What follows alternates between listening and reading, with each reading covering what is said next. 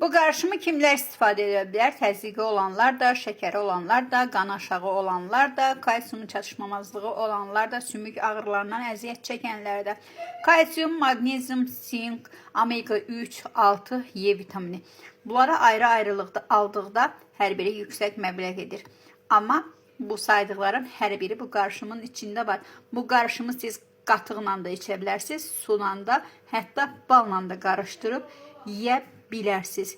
Çünki bu qarışım min bir dərdə dərmandır. Siz hələ də bu qarışımdan istifadə etməmişsə, demək çox şey itirirsiniz.